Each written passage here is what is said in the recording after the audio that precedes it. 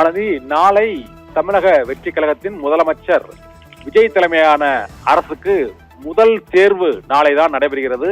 சபாநாயகர் பதவிக்கு யார் தேர்ந்தெடுக்கப்பட போகிறார் என்பது குறித்த தகவல் வெளியாகி இருக்கிறது. இதில் சபாநாயகர் பதவிக்கு அதிமுகவில் இருந்து தமிழக வெற்றி கழகத்திற்கு வந்த மூத்த தலைவரான ஜேசிடி பிரபாகரன் அங்கு சபாநாயகர் பதவிக்கு போட்டியிடுவார் என எதிர்பார்க்கப்படுகிறது. சபாநாயகர் பதவிக்கு போட்டியிடும் வேட்பாளரை முன்மொழிந்தும் வழிமொழிந்தும் வேட்புமனு தாக்கல் செய்ய வேண்டும் சபாநாயகரிடம். அதன் பின்னர் துணை சபாநாயகருக்கான வேட்புமனுவும் தாக்கல் செய்யப்படும்.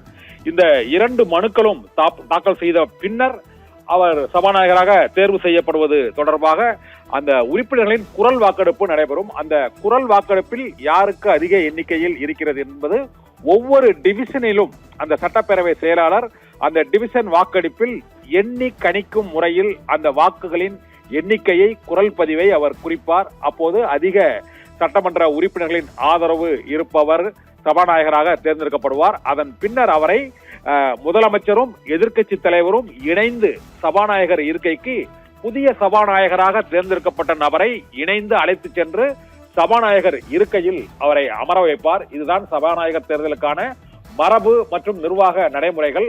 இந்த உயரிய பதவியை பெறுவதற்காக இரண்டு கட்சிகளின் தலைவர்களும், அது ஆளும் கட்சி எதிர்க்கட்சி தலைவர்களும் சபாநாயகர் வரும்போது எழுந்து நின்று மரியாதை செலுத்துவது மரபு. அத்தகைய உயரிய மிகவும் முக்கியத்துவம் வாய்ந்த பதவியை பெறுவதற்காக ஜேசிடி பிரபாகர் போட்டியிடுவார் என எதிர்பார்க்கப்படுகிறது.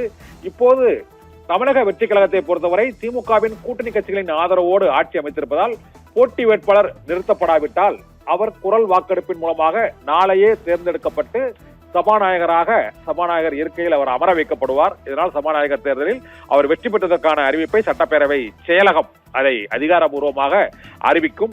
தற்காலிக சபாநாயகர் பேரவையில் அதை அதிகாரபூர்வமாக அறிவிப்பார். அதன் பின்னர் துணை சபாநாயகருக்கான தேர்தலும் இதே முறைப்படி நடைபெறும். அதிலும் துணை சபாநாயகராக ஆளும் கட்சியைச் சேர்ந்தவரே தேர்ந்தெடுக்கப்படுவார்.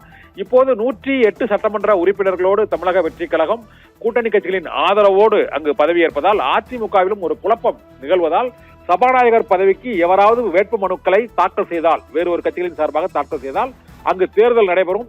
தேர்தலானது அப்போது டிவிஷன் ஓட்டிங் முறைப்படி நடைபெறும். சட்டப்பேரவைக்குள் அனைத்து உறுப்பினர்களும் வருவதற்கான அழைப்பு விடுக்கப்பட்டு திரைச்சீலைகள் மூலமாக சட்டப்பேரவை வளாகமே மூடப்பட்டு அதன் பின்னர் அந்த பகுதி வாரியாக எண்ணி கணிக்கும் முறையில் அந்த வாக்கெடுப்பு நடைபெறும்.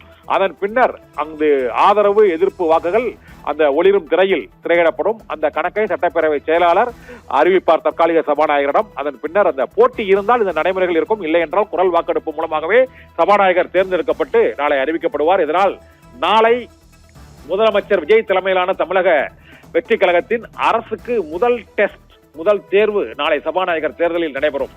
அதற்கு அடுத்த தேர்வு, இரண்டாம் தேர்வு, இறுதி தேர்வு, அதுதான் நம்பிக்கை வாக்கெடுப்பு. அது நாளை தேர்ந்தெடுக்கக்கூடிய சபாநாயகரின் முன்னிலையில் தான் நடைபெறும். அதனால் சபாநாயகர் தான் அந்த தேர்தலை நம்பிக்கை வாக்கெடுப்பை நடத்துவார்.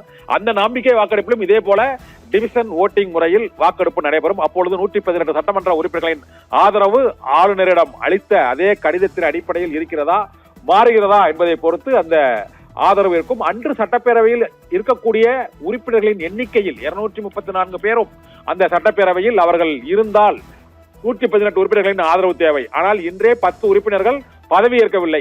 அதனால் அவர்களுடைய வாக்குகள் கழிக்கப்பட்டுதான் அந்த வாக்கெடுப்பு நடைபெறும். இன்று பதவியேற்காத எம்எல்ஏக்கள் நம்பிக்கை வாக்கெடுப்பில் வாக்களிக்க இயலாது. இதே போல சபாநாயகருக்கான தேர்தலிலும் வாக்களிக்க இயலாது.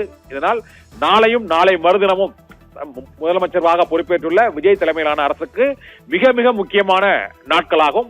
சபாநாயகர் தேர்தலுக்கு சபாநாயகர் பதவிக்கு ஜேசிடி பிரபாகர் போட்டியிடுவார் என இன்று தகவல் வெளியாகி இருக்கிறது. இது மனு தாக்கல் செய்யப்பட்ட பின்னர் அதிகாரப்பூர்வமாக அறிவிக்கப்படும். ராதிகா.